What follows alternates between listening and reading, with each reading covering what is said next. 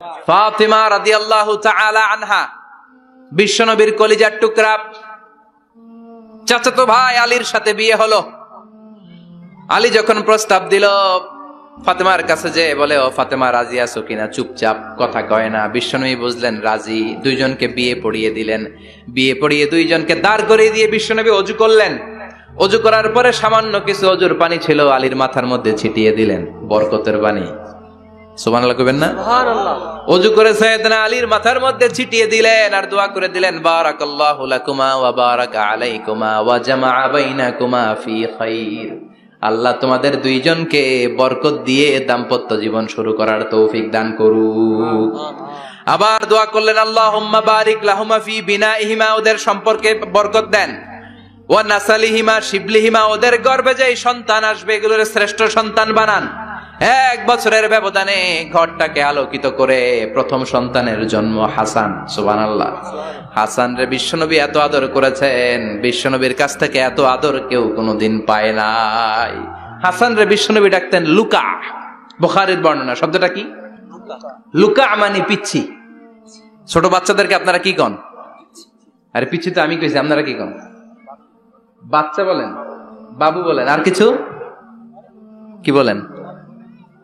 আর কিছু নাই। তাহলে এই যে বাবু পিচ্ছি, হ্যাঁ, এই বাবু পিচ্ছি আরবি হচ্ছে লুকা। বিশ্বনবী ফাতেমার ঘরে এসে বলতেন, আইনা লুকা, পিচ্ছিটা কই রে? আমার হাসান কই, আমার নানা ভাই কই? আর বিশ্বনবীর আওয়াজ শুনলে হাসান এসে বিশ্বনবীর কাঁধে। আল্লাহু আকবার, আল্লাহু আকবার। বিশ্বনবী বলতেন, ফাতেমা আমার কলিজার টুকরা, যে ফাতেমারে কষ্ট দেয় সে আমারে কষ্ট দেয়, ফাতেমারে আনন্দ দেয় মানে আমি বিশ্বনবীরে আনন্দ দেয়। এই ফাতেমা সব সময় পর্দায় থাকতেন, দিনের বেলা বেরোতেন না, সারা দিনে টয়লেট করতেন একবার, সেটাও করতেন রাত্রে, যাতে দিনের বেলা কেউ তারে না দেখে। কি ব্যালেন্স লাইফ, কি ব্যালেন্স লাইফ! রাতে একবার টয়লেটে যাও মানে কি সারাদিন খাওয়া দাওয়া এরকম ব্যালেন্স করে করতেন। কেউ দেখতে পারে না ওনারে কেমন ছিল, কেউই জানতো না। এমন ভাবে চলাফেরা করতো, কোনো পুরুষদের সামনে দিয়ে কখনো যেতেন না। এজন্য ইন্তেকালের আগে আলীকে বললেন, আলী, বিশ্বনবীর ওসিয়ত অনুযায়ী কিছুদিন পরে আমি আমার বাবার সাথে সাক্ষাৎ করব। ইন্তেকালের সময় বেশি লোক আমার জানাজাতে আসার দরকার নাই, নিজেরা দোয়া করে দিলে চলবে। আর আমার জানাজার খাটিয়ার উপর দিয়ে বিশাল একটা বোরকা দিয়ে দিও। এটার আরবিতে বলে নাউশ। কি বলে? এই প্রথম কোন নারী তার খাটিয়ার উপরে নাউশ ব্যবহার করেছে, জন্য এটাকে বলে সুন্নাতু ফাতিমা, ফাতেমার সুন্নাত। সাইয়েদাতুনা ফাতেমার আগে কেউ জানাজার খাটিয়াতে নাউশ ব্যবহার করে নাই। আল্লাহু আকবার, আল্লাহু আকবার। আলীকে বলে গেলেন, আলী, অল্প কয়েকজন পুরুষ নিয়ে জানাজা দিও, বেশি মানুষের কাছে আমার নিও না। দুনিয়ার বুকে আমি লুকিয়ে লুকিয়ে চলতাম, মরার পরে লুকিয়ে লুকিয়ে আল্লাহর কাছে চলে যেতে চাই, পুরুষদের সামনে আমার নিও না। হাসান বলে, নানাজি, আপনার মেয়ের নামের বিচার, ফাতেমার নামের বিচার। বিশ্বনবী বললেন, ও হাসান, আমার মেয়ে ফাতেমার আবার কি বিচার, কি অপরাধ আমার ফাতেমার? হাসান হুসাইন চোখের পানি ছেড়ে দিয়ে ডেকে বলে, নানাজি, আপনার মেয়ে আমাদেরকে খাবার দেয় না কেন? খাবার দেয় না কেন বিচার দিলাম। গতকাল সারাদিন বলেছে রাত্রিবেলা খাবার দিবে, রাতে খাবার দেয় নাই। আমাদেরকে বলেছে তোমরা ঘুমিয়ে যাও, আমি রান্না করি, সকালে দিব। ঘুমায় গেলাম, সকালবেলায় খাবার চাইলাম, আপনার মেয়ে ফাতেমা তখন আমাদেরকে খাবার দেয় না। দাদা, আমরা ছোট্ট দুইটা মানুষ ক্ষুধার জ্বালায় বেহুশ হয়ে যাই, আর সহ্য করতে পারি না, আপনার মেয়ে খাবার দেয় না। দুপুর হয়ে গেল, দুইজনে কান্নাকাটি করি, আপনার মেয়ে এখন পর্যন্ত আমাদেরকে খাবার দেয় নাই। আমরা দুজন তো আর সহ্য করতে পারি না, কেন আপনার মেয়ে আমাদের সাথে এমন করে? আপনার কাছে বিচার দিলাম, আপনি বিচার করেন। বিশ্বনবী আর কি বিচার করবেন? ধা ধা করে বিশ্বনবী চোখের পানিগুলো ছাড়েন, হুসাইনকে জড়িয়ে ধরলেন, হাসান রে জড়িয়ে ধরলেন, ডেকে বললেন, হাসান রে কাছে আয়। বিশ্বনবী শাম দেশের জুব্বা পরতেন, শাম দেশের জুব্বাটা উপরের দিকে উঠালেন, হাসান রে দেখালেন, এই তো দেখ, তোর নানার পেটের মধ্যে 3টা পাথর বাঁধা। একদিন না খেয়ে থাকার কারণে তোদের পেটে এত জ্বালা, এত কষ্ট। আমি বিশ্বনবীর পেটে গত 3 দিন যাবত কোনো দানা পানি পড়ে নাই। আমি বিশ্বনবী তো না খেয়ে আছি রে হাসান, আমি তো 3 দিন না খেয়ে আছি, আমার পেটেও তো কিছু নাই। নানাও কাঁদলেন, নাতিও কাঁদলেন, পুরো পৃথিবীও কাঁদলো, ঠিক না? ওই কঠিন ক্ষুধার দিন, ওই কঠিন দুর্ভিক্ষের দিন বিশ্ব নবী যদি তার স্পেশাল দোয়াটা করতেন, জান্নাত থেকে জিব্রাইলকে দিয়ে খাবারের বস্তা পাঠিয়ে দিত কে? ওই দিনও বিশ্ব নবী দোয়াটা করে নাই। আমার জন্য, আপনার জন্য, আমাদের জন্য দোয়াটা এখনো আসরাডাই। কি দিল দরিয়া নবী ছিল, নিজের বিপদের কথা ভুলে গিয়ে, নাতির বিপদের কথা ভুলে গিয়ে, ফ্যামিলির কথা ভুলে গিয়ে উম্মতের জন্য কেঁদেছে, ঠিক কিনা? গোটা বিশ্বের জন্য শিক্ষা এনেছে, সভ্যতা এনেছে, আমাদেরকে ভদ্রতা শিখিয়েছে।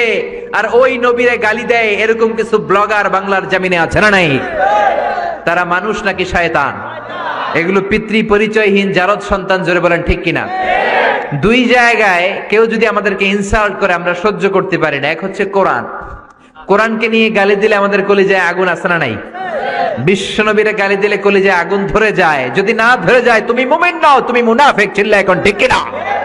আসল মানুষের বড় অভাব, অন্যের দুঃখে কাঁদবে, অন্যের জ্বালা নিজের অন্তরেও জ্বালার সৃষ্টি করবে, সেই মানুষ আর নাই, ঠিক কিনা? বিশ্বনবীর আগের গুনাহও নাই, পরের গুনাহও নাই, তারপরেও মুনাজাতে হাউমাউ করে কাঁদতেন।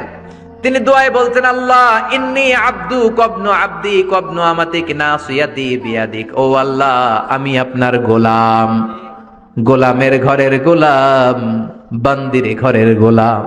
আল্লাহ আমি আপনার গোলাম, গোলামের ঘরের গোলাম, মানে আমার বাপ আব্দুল্লাহ আপনার গোলাম, আমরা গোলাম বংশের। সুবহানাল্লাহ। গোটা বিশ্বের শ্রেষ্ঠ মানুষটা নিজের গোলাম বলতে দ্বিধাবোধ করতো না, বলতো আমি আপনার গোলাম, গোলামের ঘরের গোলাম, বান্দির ঘরের গোলাম, নাসিয়াতি বিয়াদিক।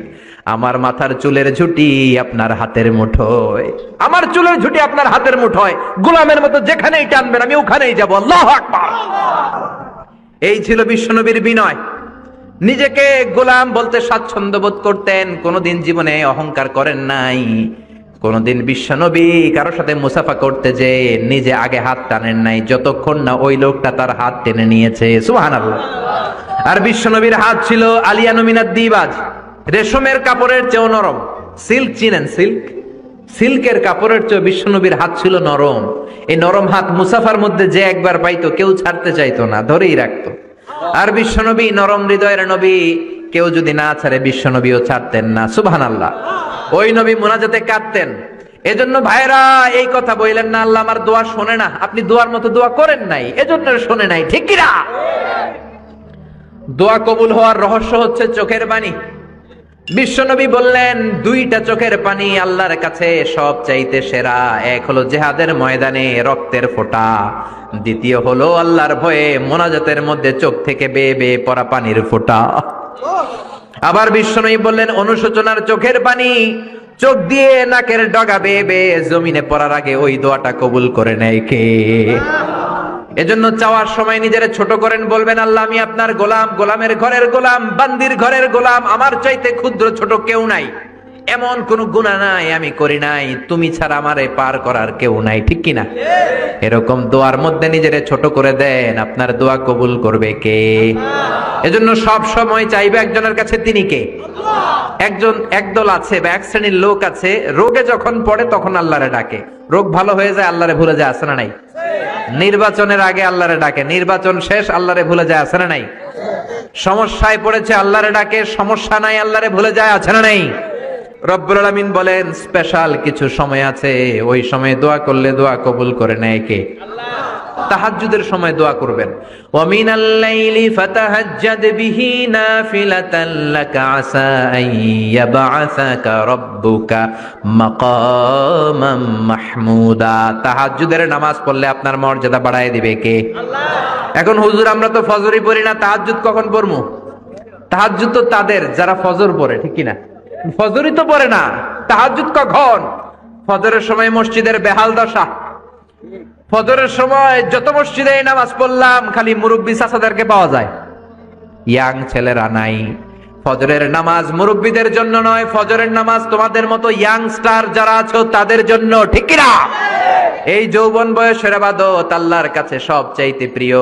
খেয়াল করে বোঝার চেষ্টা করো, যুবক বয়সে যদি গভর্নমেন্ট সার্ভিস করো, বার্ধক্যে উপনীত হলে পেনশন আছে না নাই? অনুরূপ ভাবে যুবক বয়সে যদি ইবাদত করো, বার্ধক্য অবস্থায় ইবাদত করতে না পারলেও পেনশনের হিসাবে তোমার আমলনামায় সওয়াব দিয়ে দিবে কে? এজন্য যুবক বয়সের ইবাদত আল্লাহর কাছে প্রিয়।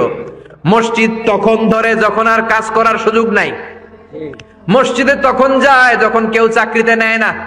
মসজিদে তখন যায় যখন ঘরের কেউ তার সাথে কথা বলতে চায় না, মানে বয়স হয়ে গেছে 70। তখন দাড়ি রাখে যখন শেভ করতে গেলে হয় গাল কাটবে নয় ব্লেড ভাঙবে, ঠিক কিনা? এজন্য যুবক বয়সে মসজিদে যাও, এখন তোমাদের রক্ত গরম, যা চাও তোমরা তাই করতে পারো। যেই মুরব্বী বাবাদের দাড়িগুলো পাকা হয়ে গিয়েছে তারাও তোমাদের মতো ওই বয়সটা পার করে এসেছে, ঠিক কিনা? দুদিনের দুনিয়া, অল্প কয়েকটা বছরের ব্যবধানেই তোমার চুল পাকতে শুরু করবে, তোমার এই রক্ত গরম শরীরটাও ঠান্ডা হয়ে যাবে, তোমার আশেপাশে আর কেউ ঘুরবে না, কেউ তোমারে ডাকবে না, কেউ তোমারে গুনবে না। চিল্লায় বলেন ঠিক কিনা? এজন্য কিয়ামতের দিন বিশ্বনবী বলেন, বনি আদম 5টা প্রশ্নের উত্তর না দিয়ে কেউ পা নাড়াতে পারবে না। এর মধ্যে একটা প্রশ্ন হলো, যৌবন বয়সটা তুমি কেমন কাজে লাগিয়েছো? যৌবন বয়সে কি ইসলামের পক্ষে স্লোগান দিয়েছো নাকি রাম আর বামপন্থীদের দলে গিয়েছো, ঠিক কিনা? যৌবন বয়সে কি তাফসির মাহফিলে গিয়েছো নাকি মমতাজের গানের কনসার্টে গিয়েছো? যৌবন অবস্থায় তুমি কি কোরআনের অর্থ পড়েছো, ইসলামী সাহিত্য পড়েছো নাকি চটি বই পড়েছো, ঠিক কিনা? পাই টু পাই কিয়ামতের দিন জিজ্ঞেস করবে কে? চিল্লায় বলেন কে? এজন্য তাহাজ্জুদের অভ্যাস করেন। যারা তাহাজ্জুদ পড়ে তাদের চেহারায় একটা আলাদা গ্লেস আছে। লোকটা কালো হলেও, যদি কালো রঙের লোক হয়, একটা গ্লেস আছে। আমার অনেক কালো বন্ধু আছে। আমি মিশরে পড়েছি, students of more than 100 nationalities, we used to study, stay and dwell in the same place. 100টারও বেশি দেশের ছাত্র থাকতাম। আমার অনেক আফ্রিকান বন্ধু ছিল, কুচকুচে কালো, তেল তেলে, কিন্তু কালো হলো চেহারা একটা সৌন্দর্য আছে না নাই? এজন্য কালো মানুষও যদি তাহাজ্জুদ পড়ে চেহারায় নূর বাড়িয়ে দিবে কে? 2 নম্বরে হলো আযান আর ইকামতের মাঝখানে যদি দোয়া করে, ওই দোয়া কবুল করে কে? এটা অনেকে জানে না। আযান দিয়েছে, মসজিদে গিয়েছে, সুন্নত নামাজ পড়ে বসে আছে, কখন ইকামত হবে, আরো 5 মিনিট বাকি, মাথা চুলকায়, আছে না নাই? মোবাইল টেপাটেপি করে, ফেসবুকিং করে, ঘড়ির দিকে তাকায় আছে, ঘড়ির কাঁটাও ঘুরে, ওর মাথাও ঘুরে, আছে না নাই? তো বসে থাকবা কেন তুমি? 5 মিনিট সময় আছে, চাইতে হবে কার কাছে? বাজারে যাওয়ার সময় যেমনি আপনি লিস্ট করে নিয়ে যান, এটা লাগবে ওটা লাগবে, মসজিদে যাওয়ার সময় মোবাইলের টুকি নিয়ে যান, কাগজের টুকি নিয়ে যান। আল্লাহ আমার সুন্দরী বউ লাগবে, বউ দাও, দিবে কে? এই বেটা, দিবে কে? নেককার বিবি লাগবে, দিবে কে? গোল্ডেন এ প্লাস পেতে চাই, দিবে কে? উমরা করতে চাই, পাসপোর্টে ভিসা লাগে না, ভিসা করে দিবে কে? দুরারোগ্য ব্যাধি, অনেক ওষুধ খেলাম, অনেক দেশে গেলাম, কোন ডাক্তার ভালো করতে পারে না, কিন্তু ডাক্তারেরও বড় ডাক্তার আছে না নাই? কেউ যেটা পারে না, পারে কে? আযান ইকামতের মাঝখানে দোয়া আল্লাহ ফেরায় না। হাদিস এসেছে, দুআউ লা ইরাদ্দু বাইনাল আযানি ওয়াল ইকামা। আযান এবং ইকামতের মাঝখানের সময়টাতে দোয়া করবেন। তারপরে বিশ্বনবী বললেন, দুবুরাস সালাওয়াতিল মাকতুবা, ফরজ নামাজের পরে দোয়া করলে কবুল করে কে? আল্লাহ। এই তাসবির সুন্নাত নাই। মানুষগুলো এত অস্থির, সালামের পরে কখন বেরোবে, কখন বেরোবে, মনে হয় পাবলিক টয়লেটে ঢুকছে, ঠিক কিনা? মনে হয় পাবলিক টয়লেটে এসেছে। মসজিদে ঢুকেছো, আল্লাহুম্মা বলে তুমি ঢুকে গেলা আল্লাহর নাম নিয়ে। যখন মসজিদে ঢুকে গেলা, তোমার মাথার উপরে রহমত ঢালছে কে? মসজিদ হচ্ছে রহমতের জায়গা। সালাম ফেরানোর পরে তাসবিহ পড়েন, তারপরে আপনি দোয়া করেন। এজন্য সালাম ফেরানোর পরে দোয়া কবুল করে কে? আল্লাহ। এরপরে বিশ্বনবী বললেন, ইনদা নুজুলিল মাতার, আকাশ থেকে যখন বৃষ্টি নামে, ওই বৃষ্টি নামার সময় যদি দোয়া করেন, দোয়া কবুল করে কে? আল্লাহ। আর দুআউ লা ইরাদ্দু তাহতাল মাতার, তুফান, ওই বৃষ্টি না, ভ্যাপসা একটা গরম, এই গরমটাকে দূরে সরিয়ে দেওয়ার জন্য একটা ঝিরিঝিরি ঝিরিঝিরি বৃষ্টি পড়ে। ওই বৃষ্টির নিচে দাঁড়িয়ে বৃষ্টির পানি নিয়ে দোয়া করলে কবুল করে কে? আল্লাহ। জানেই না মানুষ, ঠিক কিনা? বরং বৃষ্টি আসলে গান গাওয়া শুরু করে দেয়। এই বৃষ্টি ভেজা রাতে তুমি চলে যেও না, আছে না নাই? তো চলে যাবো না, কি করবো, থেকে যাবো তোমার সাথে? এগুলো করা যাবে না। বৃষ্টি রহমতের বৃষ্টি, তুমি বৃষ্টি হাতে নিয়ে দোয়া করো। সুন্দরী বউ লাগবে, দিতে পারে একজন, তিনি কে? আল্লাহ। এজন্য চাইতে হবে একজনের কাছে, তিনি কে? কদরের রাতে দোয়া করলে আল্লাহ কবুল করে, খতমে কোরআনের পরে দোয়া করলে আল্লাহ কবুল করে, হজের মানাসিকুল হজের মধ্যে যে দোয়া করলে কবুল করে, মুসাফির দোয়া করলে কবুল করে, রোজাদার ব্যক্তি দোয়া করলে আল্লাহ কবুল করে, মাজলুম ব্যক্তি দোয়া করলেও আল্লাহ কবুল করে। এজন্য বিশ্বনবী বলেছেন ইত্তাকু দাওয়াতাল মাজলুম, মাজলুমের বদদুয়ারে ভয় করো। ফা ইন্না লাইসা বাইনাহু ওয়া বাইনাল্লাহি হিজাব, তার আর তার আল্লাহর মাঝে কোনো পর্দা থাকে না। মাজলুম দোয়া করলেই কবুল, সুবহানাল্লাহ। এরপরে স্পেশাল দোয়া হলো মা বাবার দোয়া। এই দোয়া কোনোদিন ফিরে না, সুবহানাল্লাহ পড়েন। রাজি আছেন মা বাবার কাছে দোয়া চাইতে? রাজি আছেন তো? কোন ঘর আছে যে ঝগড়া হয় না? এরকম কোন ঘর পৃথিবীতে নাই। ঝগড়া হবে, মা বাবার সাথে মিস আন্ডারস্ট্যান্ডিং হবে, হয়ে যেতে পারে দু চার কথা, কিন্তু ক্ষমা চাইতে হবে, ঠিক কিনা? মা বাবার শুধু দোয়াটাই কবুল নয়, মা বাবার দোয়াও কবুল, বদদোয়াও কবুল। কি আজীব তামাশা! এমন যদি হয়তো দোয়াটা কবুল হয় কিন্তু বদদোয়াটা কবুল হয় না, তাহলে তো বাইসা যেতাম, ঠিক কিনা? কিন্তু দোয়াও কবুল, বদদোয়া। আমাদের সবচাইতে বড় পীর হবে আমার বাবা, সবচাইতে বড় পীর হলো আমার মা। সবচাইতে বেশি আমরা যার কাছে দোয়া চাইতে যাব তিনি হলেন আমার বাবা, তিনি আমার মা। চিল্লায় বলেন ঠিক কিনা? বিশ্বনবী মক্কা থেকে মদিনায় হিজরতের আগে মদিনায় দুইটা গোত্র ছিল। এই গোত্রের মধ্যে 120 বছর ধরে মারামারি। কয় বছর? 120। কেউ এই মারামারিটা বন্ধ করতে পারে না। গোত্র দুইটার নাম হচ্ছে আউস আর খাজরাজ। আউস খাজরাজের মারামারি।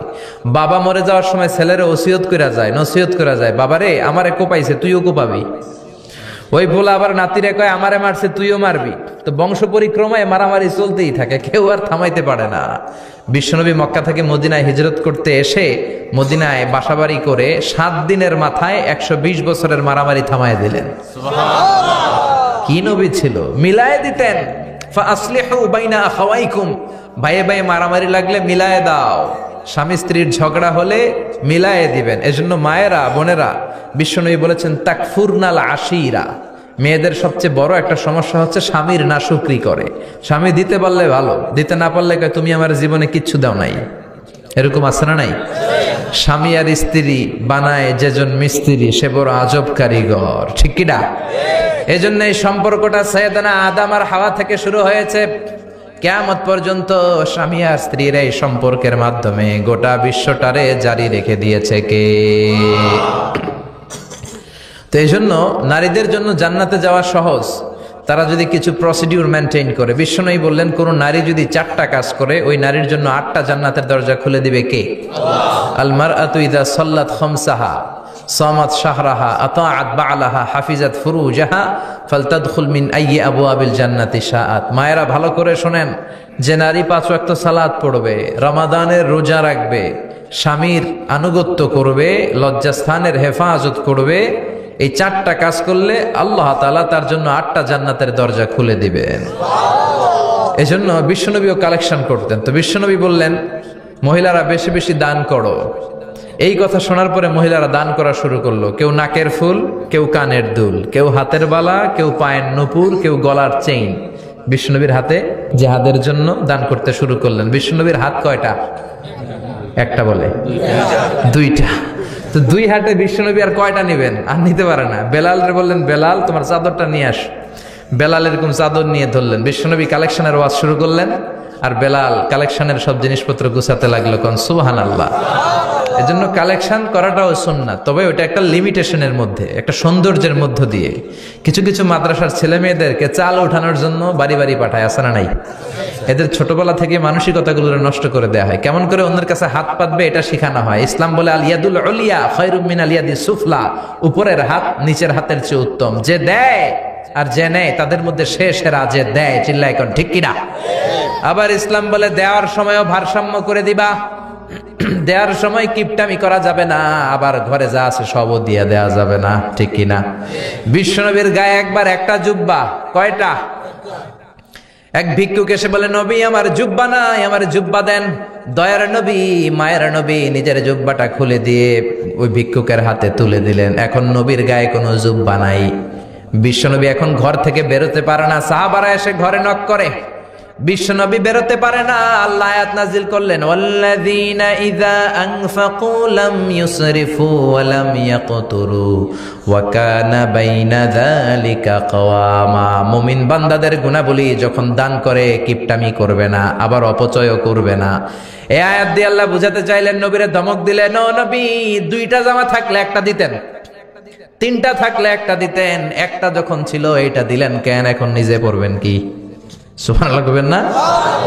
ইসলাম তো ব্যালেন্সড রে ভাই, ইসলাম ভারসাম্যপূর্ণ। ইসলামের সব বিধানগুলো আপনার সাথে স্যুট করবে, ম্যাচ করবে, এটা জীবন ঘনিষ্ঠ। ইসলামে এমন কোনো বিধান দেয়া হয় নাই যেটা আপনার খারাপ লাগবে। অন্যান্য সব ধর্মের প্রতি শ্রদ্ধা রেখেই বলি, আমার ইসলাম যে আহকাম আমাদেরকে দিয়েছে এরকম বিধান কোনো ধর্মের ভেতরে নাই। চিল্লা এখন ঠিক কিনা? এরপরে কোরআন পাহাড়ের ব্যাপারে বলেছে, ওয়াজআলনাল জিবালা আওতাদা, আমি পাহাড়গুলোরে পেরেকের মতো জমিনে ঢুকিয়ে দিয়েছি। সুবহানাল্লাহ। তাহলে পাহাড়কে আল্লাহ তাআলা পেরেকের সাথে তুলনা করলেন। কিসের সাথে? পেরেক চিনেন? সবাই চিনেন? মাতোয়াইলে আছে পেরেক। কি করে পেরেক দিয়ে? কাঠের ভিতরে ঠুকে না, দেয়ালে ঠুকে। তাহলে আল্লাহ পাহাড়গুলোর বললেন পেরেক। আচ্ছা, পেরেক যখন আমরা কাঠের ভিতরে ঢুকাই, পুরো পেরেকটা কাঠের ভিতরে ঢুকে যায়, উপরে শুধু কি থাকে? মাথাটা থাকে, ঠিক কিনা? তার মানে আমরা যে পাহাড় দেখতে পাচ্ছি এটা পাহাড়ের মাথা। পুরো পেরেক যেমনি কাঠের ভিতরে, পুরো পাহাড়টা আছে মাটির ভিতরে। চিল্লায় পড়ি আল্লাহু আকবার। জমিনে আমরা দৃশ্যমান এই পৃথিবীতে খালি চোখে যে পাহাড় দেখতে পাই, এটা আসল পাহাড় না, এটা পাহাড়ের মাথা। যেমনি পেরেক যখন কাঠের ভিতরে ঢুকে দেই, পুরো পেরেকটা কাঠের ভিতরে ঢুকে যায় কি যায় না? পেরেক নিয়ে যখন আমি হাতুড়ি দিয়ে মারলাম, পুরো পেরেকটা কই যায়? কাঠের ভিতরে, তাই না? তার মানে খালি চোখে যে পাহাড় দেখি, এটা পেরেকের মাথা যেমনি একটু দেখা যায়, এটা পাহাড়ের মাথা। আসল পাহাড় মাটির ভেতরে, উপরে যদ্দূর দেখা যায় তার কমসে কম 10 গুণ পাহাড় মাটির ভিতরে রেখে দিয়েছে কে? আবার আল্লাহ বললেন, ওয়ামিনাল জিবালি জুদাদুম বিদুন ওয়া হুমরুম মুখতালিফুন আলওয়ানুহা ওয়া গরাবিবু সুদ। পাহাড়ের মধ্যে কোন পাহাড় আমি বানিয়েছি ধবধবে শুভ্র সাদা, কোন পাহাড় আমি বানিয়েছি রক্তিম লাল, কোন পাহাড় আমি বানিয়েছি কুচকুচে কালো। 3 কালারের পাহাড়। কয় কালারের? মৌলিকভাবে ধবধবে শুভ্র সাদা পাহাড়, অথবা রক্তিম লাল পাহাড়, অথবা কুচকুচে কালো পাহাড়। আপনি পৃথিবীর পাহাড়গুলো নিয়ে যদি গবেষণা করেন, বিভিন্ন রঙের পাহাড় আপনি দেখবেন। আমি তো পৃথিবীর অনেক জায়গায় পাহাড় দেখেছি। মিশরে আমি তুর পাহাড়ের চূড়ায় উঠেছি। ওখানে যেখানে মুসা আলাইহিস সালামের কাছে আল্লাহ নূরের তাজাল্লি দিয়ে ফোকাস করেছেন, পাহাড়টার নাম তুর পাহাড়। 2 বার আমি উঠেছি এটার চূড়ায়। উঠতে আমার অনেক কষ্ট হয়েছে। ওখানে উঠে ফজরের সালাত পড়ে আমি খেয়াল করে দেখলাম তুর পাহাড়ের আশেপাশের পাহাড়গুলো কোনোটা খয়েরি, কোনোটা কালো, কোনোটা লাল, কোনোটা ধূসর। আল্লাহু আকবার। এক এক পাহাড়কে এক এক রং দিয়ে তৈরি করলো কে? পৃথিবীতে চায়না নামে একটা দেশ আছে না? চায়না একটা শহর আছে গানজু। কি নাম? আজকে যে গুগল করবা, the গানজু city located in China. চায়নাতে অবস্থিত গানজু শহরে একটা পাহাড় আছে। এই পাহাড়ের নাম রেইনবো মাউন্টেন। কি নাম? মানে রংধনুর পাহাড়। রংধনুর কয় রং? সবাই কন, আরো জোরে। 7 রং না? আমরা ছোটবেলায় মুখস্থ করতাম, বেনিয়া সহকলা, বেনিয়া সহকলা। এই 7 রঙের পাহাড় ওখানে দেখা যায়। এক জায়গায় 7 রঙের পাহাড়। সুবহানাল্লাহ কইতে পারলেন না? মজা করে বানালো কে? সুনানে তিরমিজি আর মুস্তাদরাকে হাকিম, মুসনাদে আহমদ ইবনে হাম্বলের হাদিস। আল্লাহ যখন পৃথিবী বানালেন, এই পৃথিবীটা ঘোরার পাশাপাশি কাঁপাকাঁপি শুরু করে দিল। এই পৃথিবীর কাঁপাকাঁপি বন্ধ করার জন্য রব্বুল আলামিন পৃথিবীর মধ্যে পাহাড় গেড়ে দিলে। 7টা tectonic plate, 7 tectonic plates creates the mountain range on earth. 7টা টেকটনিক প্লেট আল্লাহ দিলেন। পৃথিবী সৃষ্টি করার পরে পৃথিবী কাঁপে। আল্লাহ পাথর দিয়ে পেরেক মারলেন, পৃথিবী আর কাঁপে না। সুবহানাল্লাহ কর। ফেরেশতারা দেখে তো অবাক। ফেরেশতারা বলে, আল্লাহ পাহাড়ের এত শক্তি, পাহাড় গেড়ে দিলেন পৃথিবীতে, আর পৃথিবী কাঁপে না। হাল মিন খালকিকা আশাদ্দু মিনাল জিবাল। আল্লাহ আপনার সৃষ্টির মধ্যে পাহাড়ের চেয়ে শক্তিশালী কি কিছু আছে? আল্লাহ বললেন, নাম আছে। আল হাদিদ, লোহা। লোহা পাহাড়ের চেয়ে শক্তিশালী, কারণ লোহা পাহাড়ে মারলে পাহাড় ভেঙে যায়, ঠিক কিনা? ফেরেশতারা আরো অবাক, লোহা এত শক্তিশালী? হাল মিন খালকিকা আশাদ্দু মিনাল হাদিদ। আল্লাহ, তাহলে লোহার চেয়ে শক্তিশালী মনে হয় কিছু নাই, আছে? আল্লাহ বললেন, নাম আছে। আন্নার, আগুন, কারণ আগুনের মধ্যে লোহা ফেলে দিলে লোহা গলে যায়, ঠিক কিনা? ফেরেশতারা তো আরো অবাক। ফেরেশতারা বলে, তাই নাকি? আগুন এত শক্তিশালী, তো হাল মিন খালকিকা আশাদ্দু মিনান নার। আল্লাহ, আপনার সৃষ্টিতে আগুনের চেয়ে শক্তিশালী কিছু আছে? আল্লাহ বলে আছে আলমা, পানি, কারণ আগুনের মধ্যে পানি ঢাললে আগুন পাওয়া যায়। ফেরেশতারা তো এবার আরো অবাক, পানি এত শক্তিশালী, ওই পানি গট গট গট গট করে আমরা খাই। নবী আমার যেটা খেতে বলেছেন, এটা খেলে আমাদেরকে সুস্বাস্থ্য দান করবে কে? তার মানে প্রাণীবিদ্যায় আমরা কোরআন থেকে যে তথ্য পেয়েছি, এই তথ্যের সাথে বিজ্ঞানের তথ্যের মিল আছে না নাই? কোনো অমিল আছে? কিন্তু বিজ্ঞান যদি কোনো অমিল খুঁজে পাওয়া যায়, বিজ্ঞানী বাবাজিদের কি করতে হবে? কি করতে হবে? They have to wait unless they get their final discoveries, the latest and modern invention. তাদের নতুন ইনভেনশন যতক্ষণ না আসে বসে থাকতে হবে, কারণ তোমাদের কথা ফাইনাল না। বিজ্ঞানের সবচেয়ে বড় থিওরি যে বিজ্ঞানের কোনো থিওরি ফাইনাল না, আর কোরআনের সবচেয়ে বড় থিওরি কোরআন যাই বলেছে তাই মনে থাকবে। এজন্য কোনো কিছু যদি বিজ্ঞানী ভাইয়েরা অমিল পান, ওয়েট, বসেন, রিল্যাক্স, চা খান, ঠান্ডা মাথায় চিন্তা করেন, আরো গবেষণা করেন, যে এটা অমিল পাইছেন, গবেষণা বেশি বেশি করলে ওইটা অমিল পেয়ে যাবে, ঠিক কিনা? তারা অন্ধকারে সুন্দরী নারী পেলে ধর্ষণ করতে দেরি করে না, চিল্লায় বলো ঠিক কিনা? এই জন্য নারীদেরকে সম্মান দিয়েছে ইসলাম। সাইয়েদনা আদম আলাইহিস সালাম আর হাওয়া আলাইহিস সালামকে শয়তান জান্নাতে নেকেট করতে চেয়েছে। ওই শয়তানের মিশন দুনিয়াতে আজ আছে না নাই? আল্লাহ বললেন ওয়াত-তিনি ওয়াজ-যাইতুনি ওয়া তুরি সিনিনা ওয়া হাযাল বালাদিল আমিন। তো সূরা ৩ এর কসম কাটলো কে?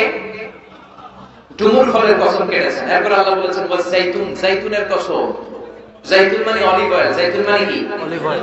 জলপাই, বাংলায় বলে জলপাই। বাংলায় কি বলে? জলপাই। জলপাই খাইছেন আপনারা? জি। বাংলাদেশের জলপাই আর আরব দেশের জলপাইয়ের মধ্যে একটু পার্থক্য আছে। এই জাইতুন, অলিভ অয়েল বা জলপাই, এটা হিল ট্রাক্স, পাহাড়ি এরিয়াতে জন্মায়। বিষ্ণু বলেছেন কুলু যাইত ওয়াদাহিনু, জাইতুনের তেল খাও, তেল দাও, তেল মালিশ করো। জাইতুনের তেলে আল্লাহ বরকত ঢুকায় দিয়েছে। আপনার দেহের যে ব্যাড কোলেস্টেরল লেভেল আছে এটাকে নামিয়ে ফেলবে, সুবহানাল্লাহ। জাইতুনের তেল দাড়িতে মাখবেন, চুলে মাখবেন, দাড়ি চুল সহজে পাকবে না। যৌবনকে আমরা ধরে রাখতে চাই না, তাহলে জাইতুনের তেল খাবেন। এটাকে সালাদের মধ্যে ইউজ করা যায়, সালাদে ড্রেসিং করার জন্য ইউজ করা যায়। তিন ধরনের জাইতুন আছে। একটা হচ্ছে extra virgin, less than 1% acid দিয়ে এটাকে পিউরিফাই করে। নোয়াখালীতে কোনো সুপার শপ আছে কিনা? কেনাকাটা, নোয়াখালী সুপার মার্কেট। আচ্ছা, আর কি আছে? কেনাকাটা। এই কেনাকাটা বা স্বপ্ন বা আগরা, এগুলোর ক্ষেত্রে আপনারা এই জাইতুনের তেল পাবেন। এটা খাবেন, এটা বাচ্চাদের গায়ে মালিশ করবেন। চামড়ার মধ্যে মালিশ করলে, ম্যাসেজ করলে চামড়ার ত্বকের মধ্যে ভাঁজ পড়বে না, আপনার যৌবন আপনি ধরে রাখতে পারবেন। আলহামদুলিল্লাহ পড়েন। আবার বিষ্ণু বলতেন এই জাইতুন গাছটা এত বরকতের গাছ, জাইতুন ফল খাওয়া যায়, জাইতুনের তেল মালিশ করা যায়, আবার জাইতুনের ডাল ভেঙে মেসওয়াক করা যায়। নি'মাস সিওয়াকি জাইতুন ফাইন্নাহু সিওয়াকি ওয়া সিওয়াকুল আমবিয়া মিন ক্বাবলি। জাইতুনের ডালের মেসওয়াক কতই না ভালো মেসওয়াক, কারণ এটা দিয়ে আমিও মেসওয়াক করি। আমার আগে সব নবীরা জাইতুনের ডাল ভেঙে ভেঙে মেসওয়াক করতেন। চিৎকার করে বলেন সুবহানাল্লাহ। আল্লাহ বললেন ওয়াত-তিনি ওয়াজ-যাইতুনি ওয়া তুরি সিনিনা ওয়া হাযাল বালাদিল আমিন। তিন ফলের কসম, জাইতুন ফলের কসম কাটলো কে? আসলে তিন আর জাইতুন দিয়ে কসম কেটে আল্লাহ যে এলাকায় তিন জাইতুন বেশি হয় ওই এলাকার কসম কেটেছেন। মুফাসসিরিনদের কথা, সুবহানাল্লাহ পড়া। সবচেয়ে বেশি তিন আর জাইতুন হয় শাম দেশে। কোন দেশে? যেটা বর্তমান সিরিয়া, ফিলিস্তিন। বিষ্ণু বলেছেন তুবা লিশ-শাম, শাম দেশের মধ্যে অনেক বরকত। আল্লাযী বারাকনা হাওলাহু, এই শাম দেশের চারদিকে আমি বরকত দিয়ে ভরে দিয়েছি। চিল্লায় বলেন সুবহানাল্লাহ। এই শাম দেশ হলো বিশ্বনবীর মেরাজের স্টেশন। মেরাজ করতে যে সরাসরি রব্বুল আলামিন বিশ্বনবীকে মক্কা থেকে আকাশে তুলে নেয় নাই, মক্কা থেকে বিশ্বনবীকে বাইতুল মুকাদ্দাসে নিয়েছে কে? সুবহানাল্লাযী أسرى بعبده ليلا من المسجد الحرام إلى المسجد الأقصى الذي باركنا حوله لنريه من آياتنا. مسجد الحرام থেকে মসজিদুল আকসা। এই মসজিদুল আকসা one of the three important mosques in Islam. মসজিদুল হারামে এক রাকাত সালাত করলে 1 লক্ষ রাকাতের সওয়াব। মসজিদে নববীতে এক রাকাতে 1000 রাকাতের সওয়াব। এই মসজিদুল আকসাতে এক রাকাত নামাজ পড়লে 500 রাকাতের সওয়াব। আমরা হজ উমরায় মসজিদুল হারাম আর মসজিদে নববীতে পড়তে পারি, কিন্তু মসজিদুল আকসায় পড়তে পারি না। কারণ ইহুদিরা গোটা বিশ্বের সবচেয়ে টেরা জাতি, অভিশপ্ত জাতি, এই ইহুদিরা আমাদের মসজিদুল আকসার চারদিকে ব্যারিকেড দিয়ে রেখেছে। এই ইহুদিদের সাথে মুসলমানদের কোনো সম্পর্ক, এজন্য প্রতিদিন নামাজে আমরা বলি গায়রিল মাগদুবি আলাইহিম, আল্লাহ যাদের উপর আপনার রাগ, আপনার ক্রোধ, তাদের সাথে আমাদের কোনো সম্পর্ক নাই। তারা নিজেদের 70,000 নবীকে জবাই করেছে। তারা আমার নবীকে বিষ মাখানো খাবার দিয়ে হত্যার ষড়যন্ত্র করেছে এবং আমার নবীর লাশ চুরি করার জন্য ষড়যন্ত্র করেছে। ইন্তেকালের পর বিশ্ব নবীর শান্তি দেয় নাই। গোটা বিশ্বে এইচআইভি ভাইরাসের ছড়াছড়ি ঘটিয়েছে ইহুদি অভিশপ্ত লানতের জাতিরা। বিশ্বে বিমান ছিনতাই কাকে বলে কেউ জানতো না। প্রথম বিমান ছিনতাই করেছে ইহুদিরা। ইহুদিরা গোটা বিশ্বব্যাপী সুদের কারবার শুরু করেছে। এজন্য ইহুদিদের সাথে আমাদের কোনো সম্পর্ক। এই মসজিদুল আকসা আমাদের দ্বিতীয় কিবলা। মক্কা থেকে মদিনায় হিজরতে যে বিশ্বনবী মসজিদুল আকসার দিকে হয়ে 16 মাস কিংবা 17 মাস নামাজ পড়েছে। আব্দুল মাহশার ওয়াল মানশার, কিয়ামতের ময়দানটা সহিহ হাদিসে এসেছে এই ফিলিস্তিনের এই শাম দেশে সিরিয়ার উপরে হবে। চিল্লায় সুবহানাল্লাহ। সিরিয়া ফিলিস্তিনের উপরে কিয়ামত হবে, কিয়ামতের ময়দান প্রতিষ্ঠিত হবে। সাইয়েদনা ঈসা আলাইহিস সালাম এই সিরিয়াতে নামবেন। সিরিয়া উমাইয়াদের একটা জামে মসজিদ আছে, সাদা মিনার, এখনো মসজিদটা আছে। সুবহানাল্লাহ পড়েন। ওই মসজিদের সাদা মিনারের পাশে আসর আর মাগরিব নামাজের মাঝখান দিয়ে ঈসা আলাইহিস সালাম দুইটা চাদর পরে ফেরেশতার পাখায় ভর করে শাঁ করে জমিনে নেমে আসবে। এবং ফিলিস্তিনে এখনো একটা জায়গা আছে, জায়গাটার নাম হচ্ছে বাবুল লুদ। ওই জায়গায় সাইয়েদনা ঈসা আলাইহিস সালাম নিজ হাতে দাজ্জালকে হত্যা করবে। এজন্য আল্লাহ বললেন এই তিন আর জাইতুনের কসমের মধ্য দিয়ে মূলত আমি বরকতের জায়গা ফিলিস্তিনের কসম কেটেছি। সুবহানাল্লাহ। এরপরে আল্লাহ বললেন ওয়াতুরে সিনিন, তুরে সিনিনের কসম, তুর পাহাড়ের কসম। নাম শুনছেন না? মিশরে দুইটা জেলা আছে, সাউথ সাইনা, নর্থ সাইনা, মানে উত্তর সাইনা, দক্ষিণ সাইনা। এই দক্ষিণ সাইনাতে এই তুর পাহাড় অবস্থিত 2285 মিটার উঁচু। সুবহানাল্লাহ বলেন। তুর পাহাড়ের উপরে সাইয়েদনা মুসা আলাইহিস সালাম আল্লাহর সাথে কথা বলতেন। সুবহানাল্লাহ পড়বেন না? এই তুর পাহাড়ের উপরে রব্বুল আলামিন মুসা আলাইহিস সালামের কাছে তাওরাত কিতাব নাযিল করেছেন। নিজ হাতে লিখে কাঠের ফলকের মধ্যে মুসা আলাইহিস সালামকে দিয়ে বললেন, মুসা এই নাও তাওরাতের বাণী, বনি ইসরাইলের কাছে নিয়ে যাও, তাওরাতের বাণী প্রচার করো। মুসা আলাইহিস সালাম অনেক শক্তিশালী মানুষ ছিলেন। এক থাপ্পড় মেরে ফেরাউনের বাবুর্চিকে দুনিয়া থেকে বিদায় করে দিয়েছেন। রেগে গেলে ওনার মাথার চুলগুলো টুপি ভেদ করে উপর দিয়ে এরকম খাড়া হয়ে দাঁড়িয়ে যেত। থাপ্পড় মেরে মালাকুল মউতের চোখ কানা করে দিয়েছিলেন। তো মুসা আলাইহিস সালামের গায়ে এত শক্তি, উনি ভাবলেন আল্লাহ তাআলা এই তুর পাহাড়ের উপরে আমাকে তাওরাত কিতাব দিলেন। আল্লাহ নিজ হাতে লিখে লিখে দিলেন কাঠের ফলকের উপর, তক্তার উপর। কত খুশনসিব আমার, যাই যাই তাওরাতের ফলকগুলো নিয়ে বাড়িতে যাই, এটার দাওয়াত দিতে হবে। কিন্তু কাঠের তক্তার মধ্যে হাত দিয়ে দেখে তক্তা নাড়ানো যায় না। এর চেয়ে অনেক বড় তক্তা জীবনে উনি কাঁধে নিয়েছেন, কিন্তু তাওরাত লেখা তক্তা নাড়ানো যায় না। তক্তা চিনেন তো না? চিনেন? কাঠের বড় বড় মোটা তক্তা থাকে না? তো এই তক্তা নাড়ানো যায় না। উনি ভাবলেন এই দিক দিয়ে নাড়ানো যায় না, মনে হয় ওই দিক দিয়ে যাবে। ঘুরে ওই দিক দিয়ে যে তক্তা ধরে টান দেয়, কিন্তু তক্তা নাড়ানো যায় না। এবার ভাবলেন মাঝখান থেকে ধরলে মনে হয় পারা যাবে, মাঝখান দিয়েও পারা যায় না। আল্লাহর ডেকে বললেন, আল্লাহ কেমন তক্তার উপরে তাওরাত লিখে দিলা, তক্তা নড়ে না। আমার ভাই জিব্রাইল রে বলো আমারে সাহায্য করতে। আল্লাহ বললেন, জিব্রাইল যাও সাহায্য করো তোমার ভাই মুসারে। সাইয়েদনা মুসা বললেন, ও জিব্রাইল তুমি ওই দিকে ধরো, আমি এই দিকে ধরি, দুইজনে মিলে টান দেই। হেইয়ো, আরো জোরে। আসরা নাই? দুইজনে মিলে হেইয়ো কে টান দিচ্ছে। কিন্তু কি আজীব তামাশা, দুইজনে মিলে টানাটানির পরেও তক্তা নড়ে। যত গায়ে জোর আছে ইচ্ছে মতো টান দিচ্ছে। টানের চোটে দেহের প্রতিটা লোমকূপ দিয়ে ঘাম বের হচ্ছে। টানের চোটে কোমরের রগ ছিঁড়ে যাওয়ার অবস্থা, কিন্তু তক্তা নাড়ানো যায় না। সুবহানাল্লাহ। ও আল্লাহ, জিব্রাইল তো পারে না, জিব্রাইলের সহকারী ফেরেশতাদের পাঠাও, সবাই মিলে তক্তা টানাটানি করে, তক্তা নড়ে না। আল্লাহ বললেন, মুসা তক্তার ওজন নাই, কিন্তু এই তক্তার মধ্যে যে বাণীগুলো লেখা, বাণীটা কার? এটা বোঝানোর জন্য আমি তক্তার ওজন বাড়িয়ে দিয়েছি, এবার তুমি একাই পারবা, কাঁধে নাও, কাঁধে নিয়ে বাড়িতে যাও। এবার মুসা আলাইহিস সালাম একা তক্তাগুলো কাঁধে নিয়ে বাড়িতে রওনা বলে।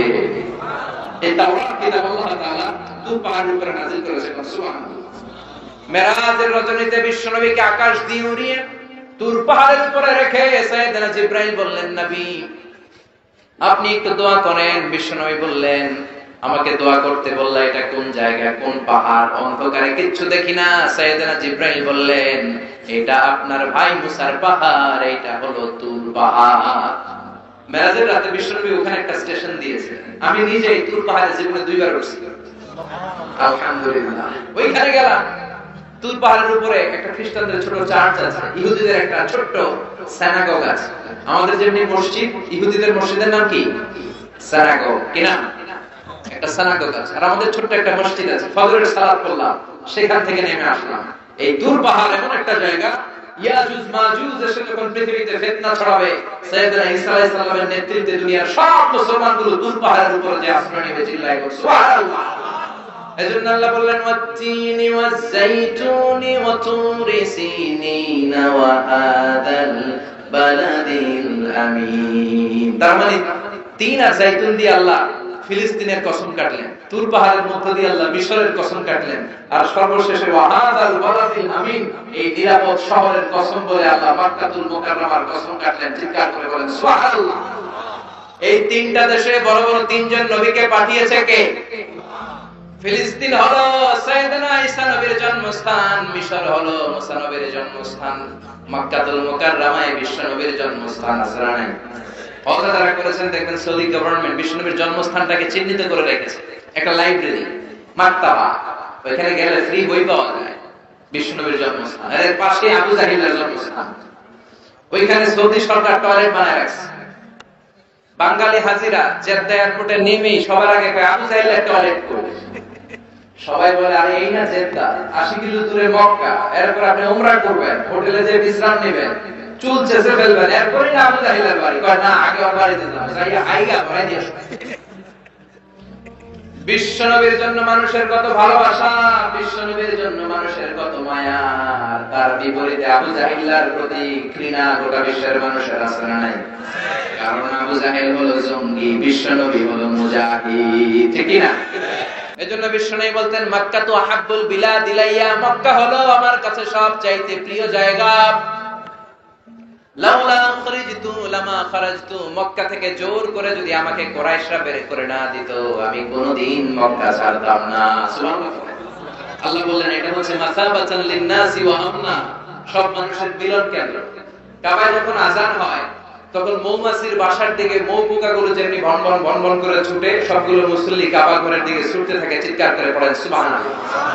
আল্লাহু আকবার বললে লক্ষ লক্ষ মুসল্লিরা কাবার চারদিকে সেনাপতির কমান্ড আসার সাথে সাথে যেমনি মুহূর্তের মধ্যে গোল হয়ে দাঁড়িয়ে যায়, সবগুলো মুসল্লি, লক্ষ লক্ষ মুসল্লি 5 সেকেন্ডের ব্যবধানে সব গোল হয়ে দাঁড়িয়ে যায়, চিল্লায় করে সুবহানাল্লাহ।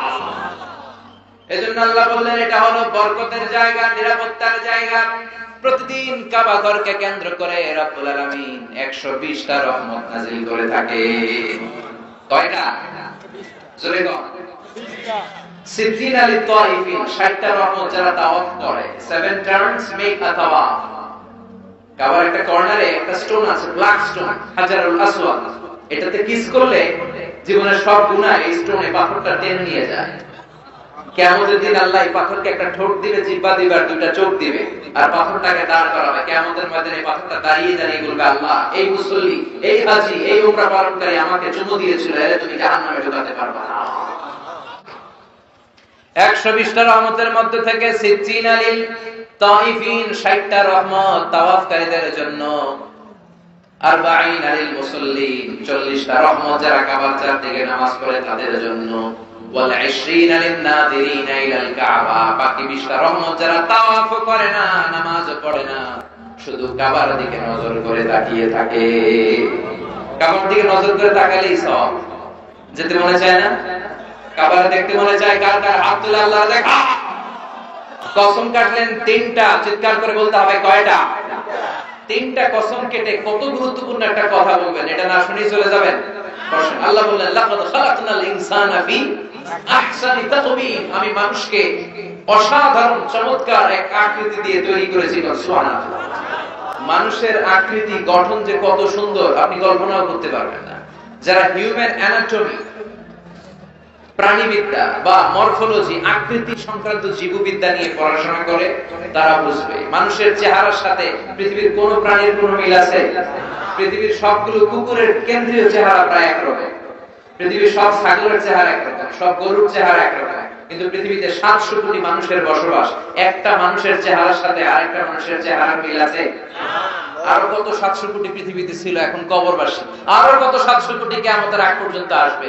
একটা মানুষের চেহারার ব্লুপ্রিন্টের সাথে, ডিজাইনের সাথে পৃথিবীর আরেকটা মানুষের চেহারার কোনো মিল আছে?